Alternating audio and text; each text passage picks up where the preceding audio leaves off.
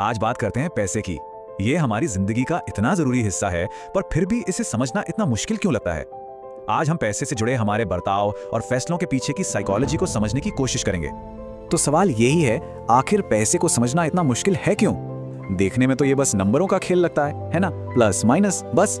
लेकिन अगर ये इतना ही सीधा होता तो क्या हम सब आज आर्थिक रूप से सफल नहीं होते? और राज की बात यही है, पैसा सिर्फ मैथ्स या कोई स्प्रेडशीट का टॉपिक नहीं है, यह साइकोलॉजी का विषय है।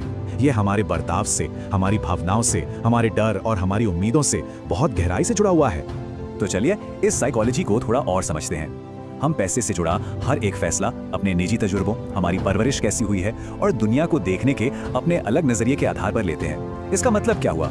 इसका मतलब यह है कि कोई भी पागल नहीं है। हर कोई अपने हिसाब से, अपने दुनिया के हिसाब से बिल्कुल सही काम कर रहा होता है। हम सब पैसे में अलग अलग चीजें ढूंढते हैं। जैसे किसी के लिए पैसा मतलब भविष्य की सुरक्षा है, तो किसी के लिए अपनी शर्तों पर जीने की आजादी। कुछ लोग इसे स्टेटस से जोड़ते हैं, तो कुछ के लिए ये बस नए एक्सपीरियंस हासिल करने का एक जरिया है। और यही सोच हमारे हर फाइनेंशियल डिसीजन की जड़ में होती है। अच्छा, अब उन ताकतों की बात करते हैं जो हमारे कंट्रोल से बाहर हैं, लेकिन हमारी फाइनेंशियल लाइफ पर बहुत गहरा असर डालती हैं। और वो है भाग्य और लालच। बिल गेट्स की कहानी को ही देखिए। भाई वो जीनियस थे, इसमें तो कोई शक ही नहीं है, लेकिन वो लकी भी थे। सोचिए, उन्हें उस स्कूल में कंप्यूटर इस्तेमाल करने को मिला जब दुनिया के 99.9% लोगों ने शायद कंप्यूटर देखा तक नहीं था। और दूसरी तरफ उनके एक दोस्त थे, केंट इवांस। वो भी उतने ही ब्रिलियंट थे, लेकिन एक रैंडम हादसे ने उनकी जान ले ली। ये किस्मत और रिस्क का एक परफेक्ट एग्जाम्पल है। तो इससे हमें सबसे बड़ा सबक क्या मिलता है? विनम्र रहने का। अपनी सफलता पर बहुत ज्यादा घमंड नहीं करना चाहिए और ना ही किसी की असफलता पर उसे जज करना चाहिए, क्योंकि हर कहानी में किस्मत और रिस्क की एक अनदेखी भूमिका हमेशा होती है।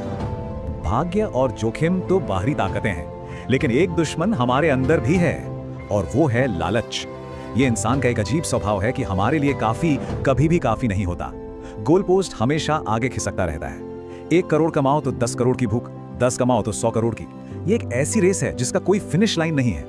इसका मतलब बहुत सीधा है। अगर हम खुद के लिए ये तय नहीं कर सकते कि इनफ यानी बस इतना काफी है का मतलब क्या है, तो हमें वो कभी नहीं मिलेगा। असली चैलेंज ज्यादा कमाना नहीं है, असली चैलेंज ये जानना है कि कब रुकना है,